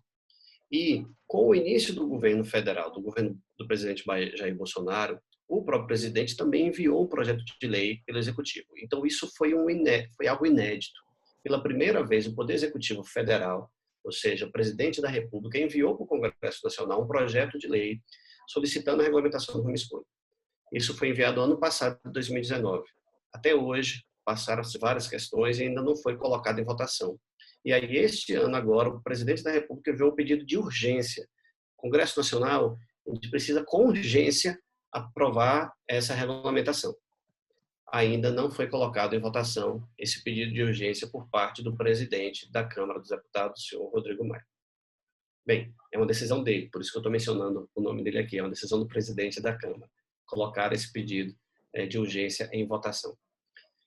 Nesse meio tempo, do início do ano passado para cá, desde a decisão do Supremo em 2018, que disse que não é inconstitucional e que precisa haver regulamentação, outros entes da federação, estados e municípios, deram início a propostas de lei para regulamentar a educação domiciliar no âmbito municipal, no âmbito estadual ou no âmbito do Distrito Federal. Mas pode. A Constituição Federal diz que a competência para legislar sobre educação ensino, desporto e cultura é concorrente entre a União, Estados, Distrito Federal e municípios. Artigo 24, inciso 9 da Constituição. Sendo que, quando surgir a legislação federal, a legislação de um estado, de um município, se houver alguma coisa em contrária, fica revogada a legislação estadual, municipal, naquilo que for contrário. Mas o estado, o município, o Distrito Federal, então ele tem legitimidade, ele tem competência constitucional para legislar a esse respeito. Aqui no DF, um deputado distrital, que aqui é um Distrito Federal, o deputado distrital seria equivalente a um deputado estadual. João Cardoso, inclusive é professor da rede pública, ele apresentou um projeto porque ele conheceu famílias, ele se viu convencido da necessidade de garantir o direito para as famílias, ele viu como era o amor incondicional das famílias para com seus filhos. E por isso, ele decidiu, não, essas famílias precisam ter garantido o direito. Então, o que é que ele fez? Ele apresentou um projeto de lei. Aí a deputada Júlia Lucy também apresentou um projeto de lei e vários deputados distritais aqui em Brasília começaram a se articular e apoiar esse movimento para o reconhecimento do direito das famílias.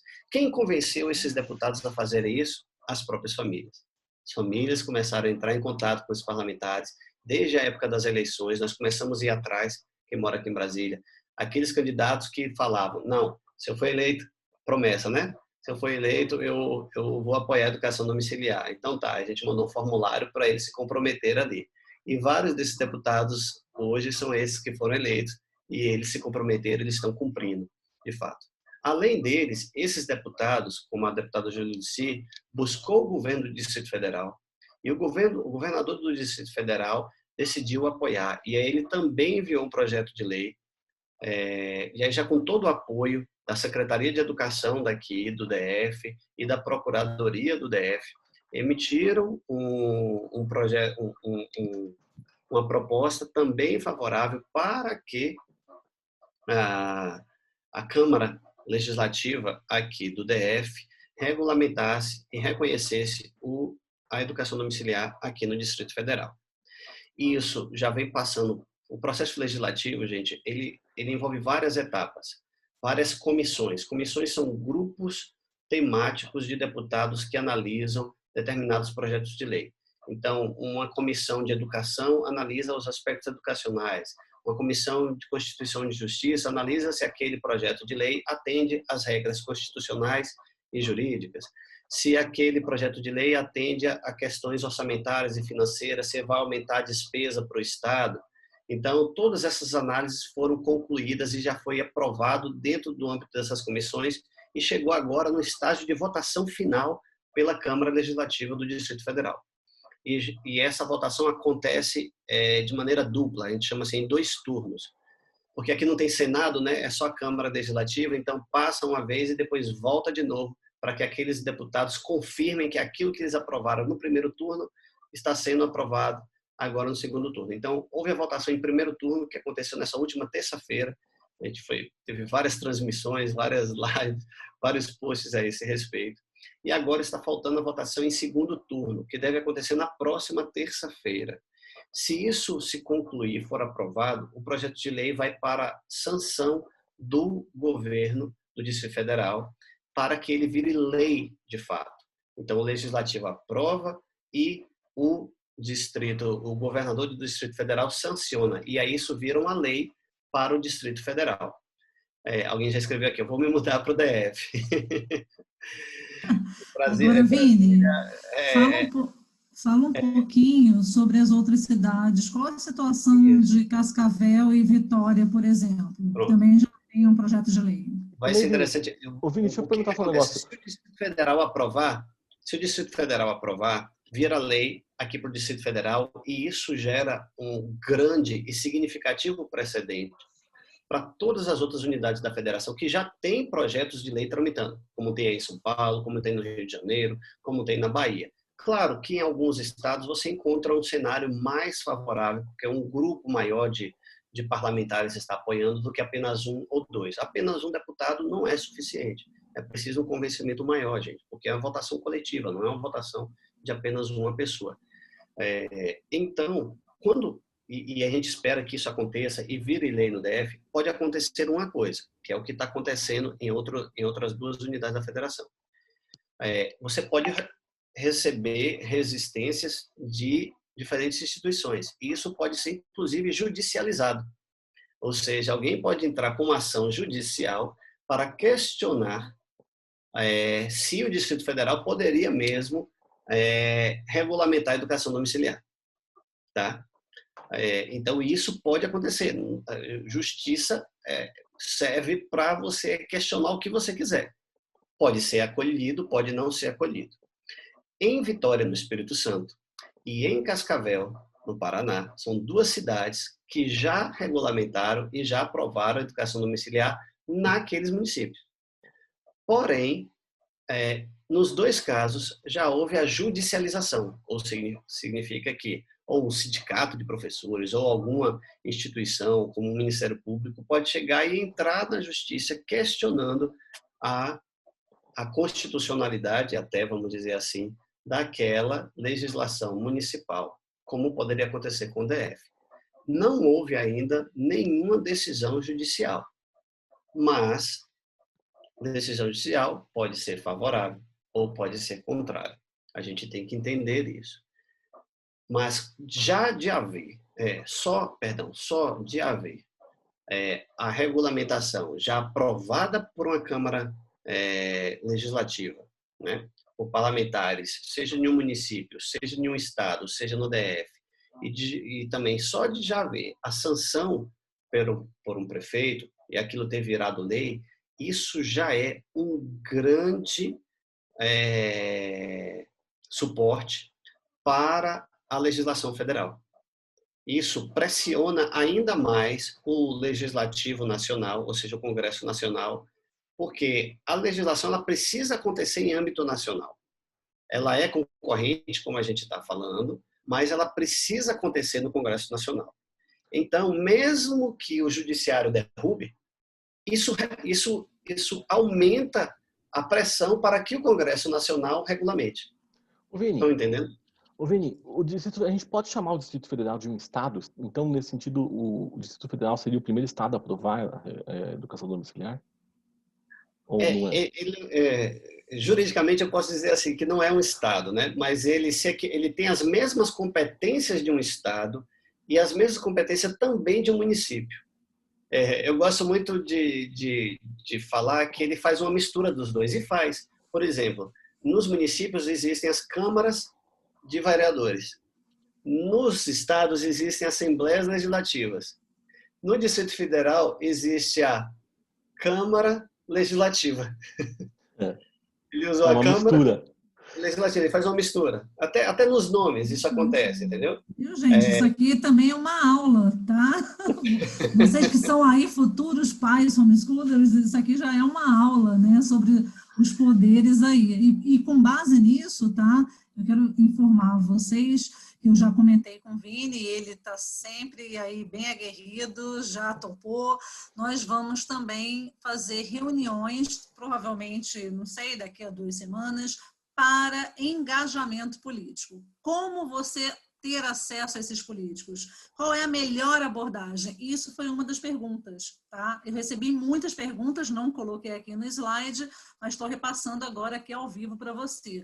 Muitas perguntas foram exatamente como abordar esses políticos, e nós temos, gente, a ANED tem todo o material passo a passo, como você deve abordar, o que fazer, promover seminários, quem ir primeiro, né? Vai primeiro ao deputado, ao vereador, a quem se dirigir. Então, tudo isso a ANED tem essa instrução e nós vamos fazer uma reunião também para informar.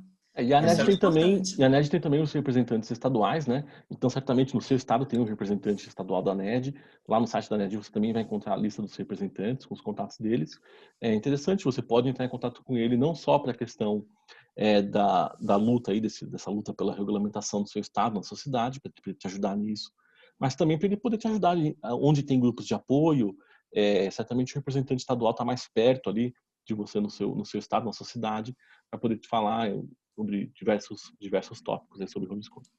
Sim, alguém perguntou aqui, Gaba, falou-se de Salvador, que Salvador foi aprovado, mas não foi sancionado, exatamente. O prefeito, a Câmara de Vereadores de Salvador, em 2019, 2018, já estou até perdendo no tempo agora, um projeto de lei apresentado pelo vereador Alexandre Aleluia, foi aprovado pela Câmara, porém o prefeito não sancionou. Ele não vetou, mas também não sancionou, deixou cair, né? Na verdade, perdão, ele não sancionou, ele acabou vetando. E esse veto poderia ter sido derrubado, mas acabou não acontecendo a derrubada desse veto. Entendi. Estão perguntando Florianópolis. O que aconteceu em Florianópolis? Calma, rapidinho. Só para dizer assim, hoje, inclusive, eu tive com o vereador Alexandre Aleluia, ele estava aqui em Brasília, encontrei com ele, e ele está comprometido já em janeiro, porque inicia uma nova legislatura, ele pode apresentar de novo o projeto de lei, porque existe uma regra de você não poder apresentar o mesmo projeto de lei em uma legislatura, que é o período de 4 anos. Então, ele teve que aguardar, concluir agora o mandato dele, e ele foi reeleito, então agora ele vai poder apresentar de novo o projeto de lei, e o prefeito mudou. A gente tem a expectativa de que o novo prefeito venha a sancionar. Em Florianópolis, eu não tenho informações específicas se está falando sobre Santa Catarina ou a cidade de Florianópolis. Há o projeto de lei tramitando na Assembleia Legislativa do Estado de Santa Catarina, mas até onde eu sei não houve a conclusão ainda das comissões, tá? E isso pode ser, até a judicialização pode acontecer antes, tá? Antes de se concluir essas tramitações. Eu não sei se tem alguém aqui de Santa Catarina que pode falar um pouco melhor do que está acontecendo lá. Sim. Não, a gente não tem. As pessoas estavam perguntando exatamente sobre Santa Catarina, o que está acontecendo. Tem pessoas aqui pedindo, eu acho que a ANED tem esse relatório de grupos de apoio. Se eu não me engano, a ANED tem, né, o Rick, dos grupos de apoio, porque são muitos grupos de apoio, gente. Agora são muitas associações, o Vini nem falou dessas associações que estão surgindo, fortalecendo, né, ali abaixo da ANED, mas fortalecendo o movimento. Tem a FAEDUSP, tem a FAMEDUC, né, no Distrito Federal, e que tem aí encabeçado também, juntamente com as famílias educadoras de Brasília, né, essa empreitada no Distrito Federal. E são muitas associações. Santa Catarina também tem uma associação, tem a Associação de Famílias Educadoras de Santa Catarina, que é importante você também se informar, tá? Mas a gente vai providenciar, vou ver se eu coloco juntamente com esse PDF que vocês vão receber, a lista dos grupos de apoio. Tem o grupo de apoio Educar. Educar é um grupo de apoio cristão que está espalhado no Brasil inteiro. E são grupos grandes. Em Brasília também tem o grupo Educar. Brasília, São Paulo, Rio de Janeiro, Minas, são grupos bem grandes, tá? De famílias educadoras. Gaba, deixa eu só falar uma coisa que eu vi no chat aqui. Pode falar. Mais de uma vez essa pergunta apareceu no chat. Se a gente deve esperar a regulamentação sair para iniciar o homeschooling. E a minha resposta seria: não conte com isso, porque a regulamentação pode sair amanhã, mas pode demorar 10 anos e os seus filhos estão crescendo. Então, eu não esperaria por regulamentação para iniciar homeschooling. Eu não vou dizer que vai ser o mesmo tempo da escola pública de qualidade, não. Eu acho que muito antes, tá? A regulamentação vai sair, porque senão você vai cair no mesmo discurso da escola pública de qualidade, né? Eu vou esperar uma escola pública de qualidade para o meu filho. Seus filhos vão crescer e você não vai ter a chance de educá-lo integralmente. E homeschooling não é isso, gente, não é o medo, tá? Não tem que ter medo. Você é livre, é algo que nós exercemos com liberdade, com legalidade, é legítimo. Tá? É natural, é o direito natural, um direito dos pais de educar os filhos. Então, não seja coagido por esse medo, mas tenha a esperança, sabe, de que vai ser um tempo maravilhoso. Eu coloquei aqui essa frase, né, final de Alice no País das Maravilhas, que me inspirou hoje para esse papo aqui com vocês. Não posso voltar para o ontem, porque lá eu era outra pessoa. É assim que eu me sinto, é assim que o Vini se sente, é assim que o Wesley se sente. A gente não consegue voltar para trás. É aquela mesma coisa que a gente falou numa live com a Raquel, de somos escravos recém-alforriados, não sabemos o que fazer com tanta liberdade. É uma alegria, gente, é uma alegria você fazer parte desse processo de educação, aprender com seus filhos. E por isso que eu coloco outras frases aqui, o homeschooling salva 2 gerações, porque nós não somos professores dos nossos filhos, nós estamos aprendendo com eles. Você vai ver coisas que você nunca viu na escola, ou você vai ver coisas no seu homeschooling que você aprendeu errado. Meu Deus, isso aqui, você vai desenvolver essa atmosfera de aprendizagem juntamente com seu filho. Não é uma posição de saber tudo e se sentir fragilizado diante do seu filho quando ele vê que você não entende o assunto. Não, é você se colocar ali como aprendiz e falar, filho, a mamãe não sabe, o papai não sabe te explicar isso aqui, mas nós vamos aprender. Quando ele vir que há sede de conhecimento, de aprendizado por sua parte, com certeza isso vai fomentar também nele, porque é o exemplo que arrasta. Então, ele vai ver você buscando, lógico, na tentativa de ensiná-lo, mas quem está aprendendo é você. Então, quem ganha? A família toda ganha, né? No homeschooling, outra frase aqui minha, no homeschooling eu iniciei a minha autoeducação.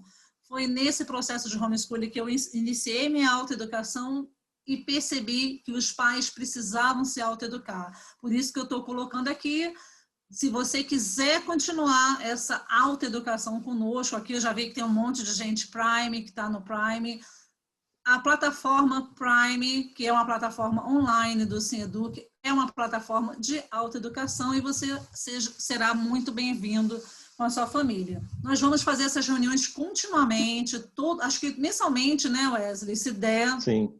Se tivermos condições, tivermos tempo, não é sempre. Hoje era um feriado aqui no Rio, eu falei, eu acho que vai dar para fazer, mas a gente quer estar sempre recebendo novas famílias, instruindo, claro, recebendo novas dúvidas de vocês e servindo da melhor forma possível, tá? Então, eu quero falar uma coisa, Gabo, olha só. Eu sou um pouco suspeito para falar, mas eu acho que o Sineduc Prime, ele é de fato a melhor maneira de nós como pais nos educarmos, nos capacitarmos para o ensino domiciliar no Brasil, tá? E eu quero dizer para você que você não é Prime, né? Lá no Sineduc Prime você vai ter acesso a 5 edições do Sineduc Talks, que são palestras que ocorreram aí desde 2016 com grandes palestrantes do Brasil e do exterior, falando sobre educação, sobre homeschooling, sobre temas relacionados. Você vai ter acesso aos cursos do Instituto Burke, você vai ter acesso ao curso, gente, o curso por uma educação clássica, que é um curso completo de educação clássica, só ele já valeria estar no Sineduc Prime. Ele, de fato, eu acho, na minha opinião, a coisa mais importante, o produto mais importante do Sineduc Prime. Nós vamos subir ainda... A cereja do bolo. A cereja do bolo, não. É sensacional. Aquele curso a cereja do bolo, porque é a parte que dá a orientação que, como a Raquel disse, o Wesley foi nosso aluno da 2ª turma, a esposa do Vini foi nossa aluna na 3ª turma, né, da educação clássica. A Raquel Brito foi nossa aluna na 1ª turma e ela falou uma coisa muito real. Esse curso do Sineduc toma você pela mão e te ensina a fazer todo o planejamento passo a passo, né, ali de cada fase da vida do seu filho, ensina você a montar o seu próprio currículo, pega pela mão. Então é algo que a gente não pode fazer aqui, né? O Sineduc Prime tem. E se você quer ser Prime, como é que faz, né, Graba? pessoa quer ser Prime agora. Assinar o Semeduc Prime. Então, eu coloquei o link aqui nessa imagem que vocês vão receber. Tem um link, basta entrar no Semeduc. Deixa eu colocar aqui para vocês. Semeduc.com.br, Semeduc.com.br, isso. /Semeduc Prime. Você tá... Eu vou colocar aqui para vocês o... Semeduc, eu testei aqui, Gaba, semeduc.com.br, já cai lá na página do Prime. Você é mais rápido do que eu, né? Então tá certo, obrigada. Mas eu quero dizer, se ficaram dúvidas, gostaria de... Você pode abrir o microfone de todos e abrir a nossa imagem aqui, para a gente se ver? Vamos fazer um print, gente. Abram aí eu quero ver o rostinho de vocês. Vamos fazer um print e postar nas redes... Nosso encontrão, tamo junto, get together, vamos lá, abram aí as suas câmeras. Ô, Gaba, deixa eu só... Fale, querido. Enquanto o pessoal vai abrindo aí... Vão abrindo as câmeras. Olha, tem uma família ali linda, Carlos Braga, tá dentro do carro? Adorei ali, a família toda junta. Vai, pode falar, querido. Alguém perguntou sobre Santa Catarina, eu fui aqui atrás do pavilhão. Então, o projeto de lei de Santa Catarina, ele foi aprovado já na CCJ, ou seja, na Comissão de Constituição e Justiça, e está para ser analisado na Comissão de Educação da Assembleia Legislativa de Santa Catarina. Certo. Mas já há um movimento também de petistas tentando acionar órgãos públicos para se manifestarem contrários, né? Então, a nossa eterna luta. Aqueles que se opõem à educação domiciliar, eu tenho dito, estava falando isso na entrevista hoje, se opõem por razões, infelizmente, ideológicas. Não há argumentos, fundamentos que se sustentem daqueles que se levantam contra a educação domiciliar. Nenhum deles. Todos eles são falácias e falácias. Mas a gente persevera e continua lutando pelo reconhecimento da nossa liberdade. Chegaremos lá, com certeza. Com certeza, com vamos, certeza. Vamos pro print? Já fizemos o print, já? Espera aí, vamos fazer, calma. Como é que a gente vai fazer? Assim? Sorriso. Todo mundo assim? Tamo junto? Tem que ser assim, ó. Isso, tamo junto. Vai ficar parecendo o Black Lives Matter. Não. Não, vamos lá, tamo junto, não tem problema. Eu pensei nisso também. Também é o sinal deles? Não, mas eles roubam tudo, gente. Vai lá, isso, tamo junto. Printou, Wesley? Não é? Assim. Printei. Printou. Opa, então vamos compartilhar nas mídias nosso encontro. Foi um prazer. A gente vai marcar um outro encontro, não fiquem tristes, porque realmente é muito trabalho, né? Mas a gente vai marcar um segundo encontro e estamos aí nas redes, no Instagram, tá? Recebendo as perguntas de vocês, mandem perguntas, participem. É importante, gente, participa, porque isso aí nos dá até subsídio. O Vini vai abrir um canal mesmo de falácias, direto de Brasília, né, Vini? Isso, vai entrevistar parlamentares, vai trazer, a gente tem que engajar, gente, esse é o momento, vamos nos engajar, na próxima reunião que a gente vai falar, para munir vocês de material, para como abordar um parlamentar, venham aprender, mas eu estou começando, eu conheci agora uma família em Tocantins, Palmas, Tocantins, 15 famílias iniciando o homeschooling e já estão engajados na política, é assim mesmo, já chega com tudo, sabe? A gente tem que chegar com tudo, já vai chegando, chegando, né? Como as pessoas falam. Mas é isso aí, foi um prazer, tá? Muito obrigada pela presença de vocês e a gente se vê lá no Semeduc. Tchau, gente, boa noite, bom final de semana para vocês. Tchau.